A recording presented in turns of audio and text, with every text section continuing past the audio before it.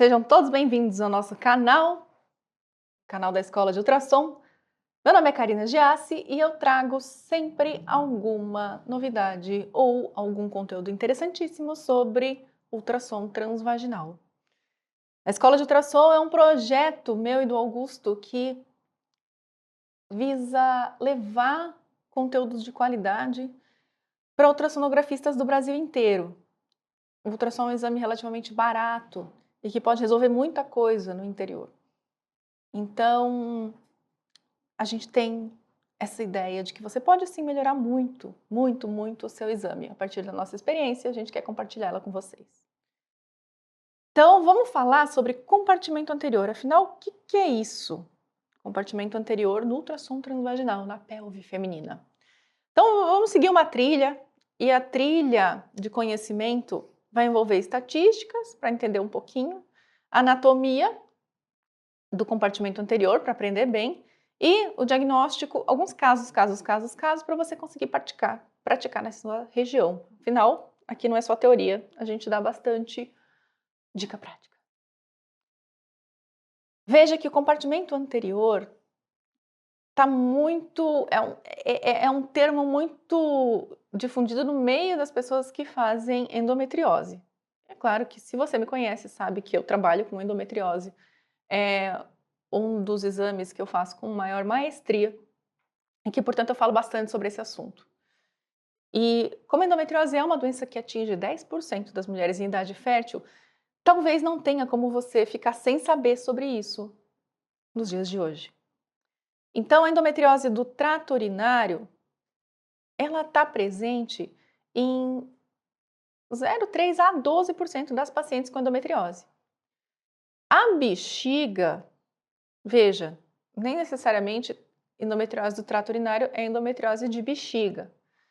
A bexiga está em 70% a 85% dos casos de endometriose do trato urinário. Então, a gente tem ali compartimento anterior, trato urinário e bexiga, ou seja, cada um no seu lugarzinho. Veja, endometriose do ligamento redondo e do peritônio vesicouterino, elas não são do trato urinário, mas estão no compartimento anterior. Então, a gente tem que ter cuidado com esses conceitos. A endometriose do ligamento redondo é responsável por 0,3 a 14% das pacientes com endometriose. E do peritônio vesicouterino a gente não tem nem estatística para entender. Então a gente não vai falar exatamente de endometriose do trato urinário. É um outro capítulo. A gente vai falar do compartimento anterior, que envolve ligamentos redondos e peritônio vesicouterino e pode, sim, você pode achar endometriose do trato urinário ali, no compartimento anterior. Então esse é a grande diferença. Endometriose do compartimento anterior é uma coisa mais abrangente, endometriose do trato urinário é uma parte do compartimento anterior, porém, você pode ter, por exemplo, endometriose no ureter, pode ter endometriose no rim, então, que também seria trato urinário, mas não está no compartimento anterior. O que a gente considera endometriose do compartimento anterior? Peritônio vesicouterino, ligamentos redondos, que são principalmente nos seus terços mediais, que a gente consegue ver pelo ultrassom transvaginal, e de bexiga. Então, vamos começar com um pouquinho de anatomia e quais são os marcos importantes para a gente entender o compartimento anterior. Veja aqui a gente tem sumindo o reto. Essa é uma vista laparoscópica, é a famosa vista laparoscópica que eu mostro em toda e qualquer aula, se você já viu para mim.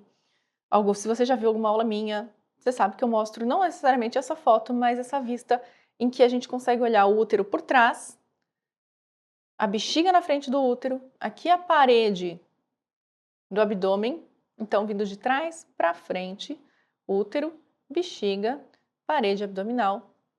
E aí quais são os marcos para a gente entender esse compartimento anterior?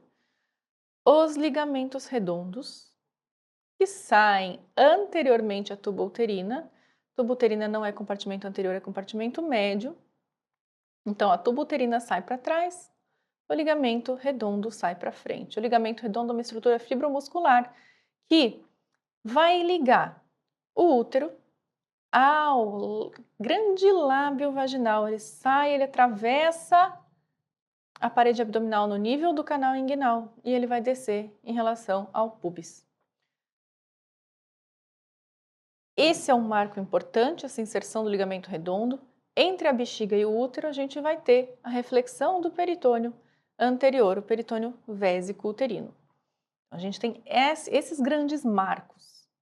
E aí o próximo de anatomia, eu gosto de pegar essa imagem de grávida, porque ela mostra bem uma coisa que quem engravidou sabe.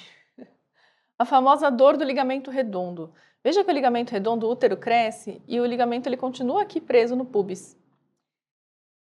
Isso aqui, quando estica, dá uma dor na virilha. Mais ou menos lá pelo segundo trimestre é onde a incidência da dor do ligamento redondo é maior.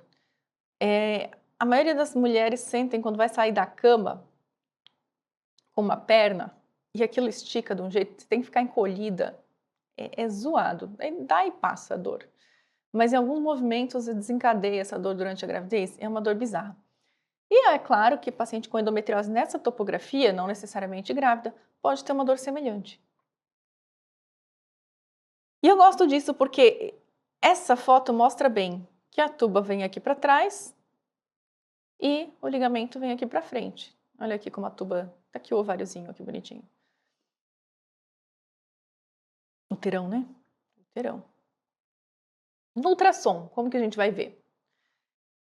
Veja, este é o nosso querido peritônio entre a bexiga e o útero. O útero está aqui, a bexiga está aqui. Aqui a gente vai ter uma linha branca, homogênea. Ah, Karina, isso aqui é também? Não. Veja que está entre o fórnice vaginal e a bexiga. Aqui já é só tecido conjuntivo, já não é mais peritônio. O peritônio ele vai vir aqui, ele vai refletir no nível da... mais ou menos no nível do colo aqui. Então, aqui não necessariamente é peritônio, mas é a linha branca que você tem que olhar quando você está olhando o compartimento anterior. Aqui fica um pouco mais fácil de entender. A bexiga está mais evidente. O útero, ele é um útero antivertido que tem esta linha branca mais ou menos homogênea, fininha. E nas próximas vocês vão ver, ela é móvel, inclusive, né? Como a gente tem um peritônio, que são o peritônio parietal e o visceral, dobrando e formando duas lâminas, você vai ver que o peritônio desliza uma superfície peritoneal sobre a outra. Aqui, de novo, a gente não tem peritônio, aqui a gente tem tecido conjuntivo, encostando a bexiga no fórnice vaginal, e a gente chama aqui de base da bexiga. E aí, para mostrar melhor, eu desenhei. O peritônio ele vem aqui, ele reflete mais ou menos no nível do istmo uterino. E aí aqui a gente tem fórnice vaginal anterior em contato com a parede da bexiga. Então, o peritônio vésico uterino vem até aqui, até onde ele reflete. Abaixo a gente tem a base da bexiga, que também é um sítio de endometriose, sim, mas não necessariamente é o peritônio vésico uterino. Da mesma forma, quando a gente vira o transdutor, a gente tem essa linhazinha branca aqui, que fica também entre a bexiga e o útero. E mais ou menos na emergência do ligamento redondo, eu vou mostrar, é um local onde pode ter endometriose. E vamos de estatística, quem que vai ter endometriose, então, no ligamento, no peritônio vésico uterino, no compartimento anterior? Vamos lá. A ausência do sliding, que é esse deslizamento que eu comento, e a adenomiose severa aumentam a chance de envolvimento da bexiga por endometriose. Então, se você não tem um deslizamento e tem adenomiose, é possível que você tenha endometriose do trato urinário naquela topografia. Então, o sliding anterior, ele é um soft mark, que a gente chama, que multiplica por 4 a probabilidade de endometriose vesical na cirurgia.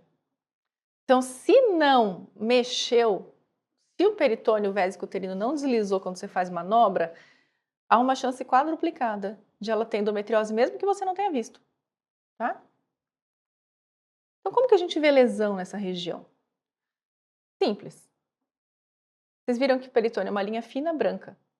Ela vai se manifestar como espessamento do peritônio e como lesões hipoecogênicas com ou sem o sliding alterado.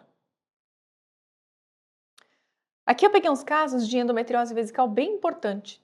Casos de alunos meus, Dr. Pedro. Aqui a gente tem um nódulo hipoecogênico que dá uma baulada na bexiga e ele está em contato aqui, apesar do peritônio estar bem marcado, ele está em contato com a parede anterior do útero e o peritônio vésico uterino aqui do lado ele está um pouco espessado. Esse é o mesmo caso, visto sagital, aqui está o útero, aqui está a bexiga e vê que o nódulo ele abaula a parede vesical. Dependendo da resolução do seu aparelho ou do preset ou do jeito que você faz a foto, às vezes fica difícil entender se... E olha que interessante, se você sabe pouco sobre o compartimento anterior, você pode achar que isso é um mioma.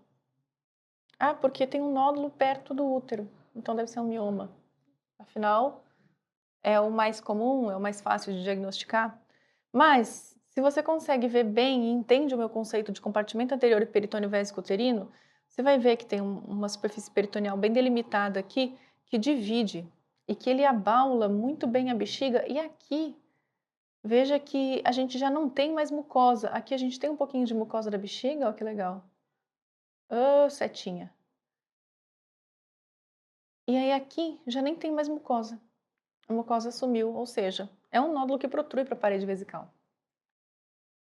Da mesma forma, um outro aluno, Marcelo, me mandou esse caso e que veja, lembra que eu falei que o peritônio vésico uterino ele está entre a bexiga e o útero deve estar aqui mais para baixo? Aqui a gente já tem um nódulo muito mais baixo, que ele pega o fórnice vaginal e ele também invade a parede anterior da bexiga, tem umas áreas císticas de permeio e é mais lobulado, pega bem o fórnice vaginal e o istmo uterino. Então, é aquilo que eu falei. Você pode ver lesão de endometriose no peritônio vésico uterino ou não, você pode ver mais baixa. O importante é você saber onde está a reflexão peritoneal. Esse aqui está abaixo da reflexão peritoneal. Aqui é uma outra vista desse mesmo nódulo, invadindo quase muito pertinho aqui do fórnice vaginal, obliterando alguma aqui. Aqui a gente vê o tecido conjuntivo bem bonitinho, mas aqui já não vê mais, né? E como que fez essa foto, Karina? Olha só, ele angulou o transdutor de forma que ele pegasse o nódulo com a bexiga bem cheia. Então ele conseguiu fazer esta foto aqui, não necessariamente o nódulo está protruindo esse tanto para a parede vesical, mas ele conseguiu fazer um ângulo que mostrasse muito bem só o nódulo meio que entrando na bexiga. Eu achei bonito. E o que é o sliding? O sliding é isso aí que eu estou mostrando. E aí, primeiro vamos prestar atenção no vídeo, depois vamos prestar atenção na minha mão.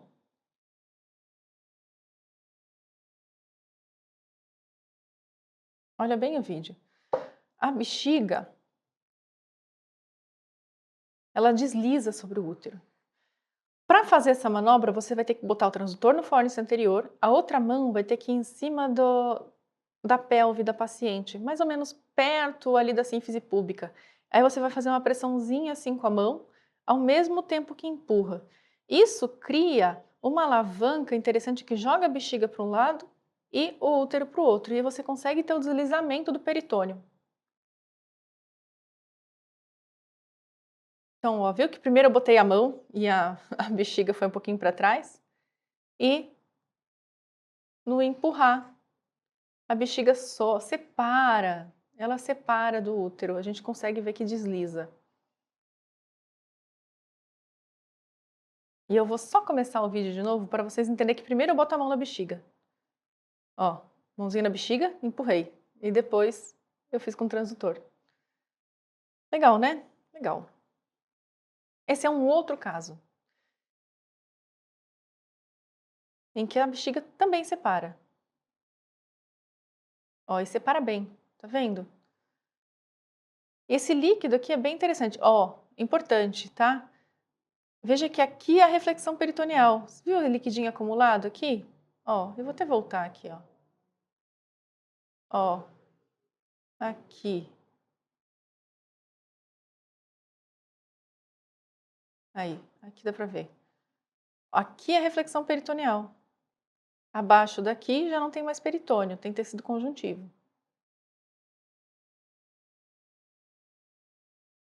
Mais uma manobra de deslizamento normal. Agora vamos ver esse aqui. Opa, olha esse caso que interessante. Esse é um jeito da gente ver o ligamento redondo, a inserção do ligamento redondo no útero. Ah, tem gente que diz que ele pode ter até 0,5 centímetros na inserção.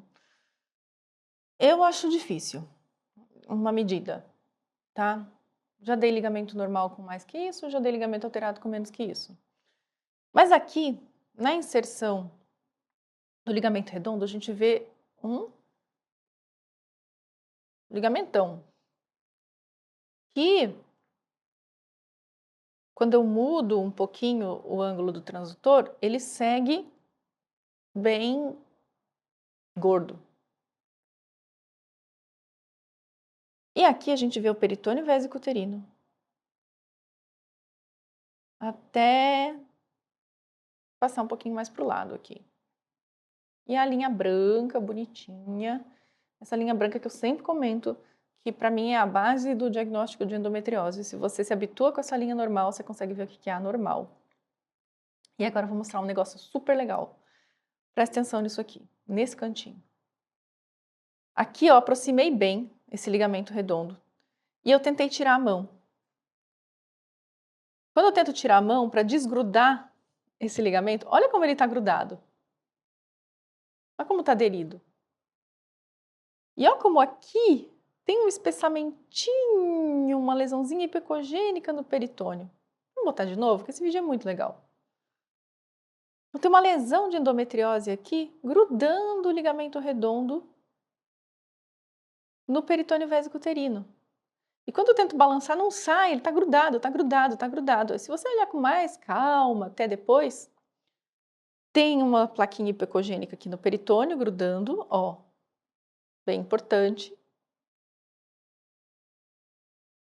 E aqui do lado, se vocês forem olhar, tem umas, assim, umas areazinhas, umas irregularidades do peritônio mais hiperecogênicas, que também são característicos de endometriose superficial. Isso, na verdade, assim, eu estou mostrando só um cantinho ali, é difícil de ver. Mas eu boto esse caso, eu gosto de ilustrar esse caso, por quê? Porque o brilho do ultrassom está no detalhe. Ele não está ele não tá na nota de rodapé de livro que você sabe. Ele está no detalhe que você consegue enxergar ao conversar com o paciente. E é isso que me deixa, me dá vontade de querer ensinar, porque eu consigo ver essas coisas e eu quero que vocês tentem ver também. É claro que o caminho é longo, não é simples. Não é do dia para a noite que vocês vão conseguir ver do jeito que eu vejo.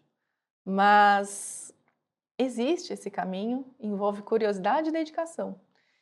E fazer a diferença na vida da paciente. É isso que eu quero que você faça. A diferença na vida da sua paciente, vendo detalhes, se interessando por ela. E é por isso que eu convido vocês a conhecerem a Escola de Ultrassom. A Escola de Ultrassom é um projeto meu e do Augusto. O link está aqui embaixo, eu acho, na descrição. Você clica lá e conhece a escola. A escola te ensina mesmo com os conteúdos mais buscados pelo ultrassonografista, os conteúdos mais atuais, ele te ensina a ser um melhor ultrassonografista aí na sua cidade.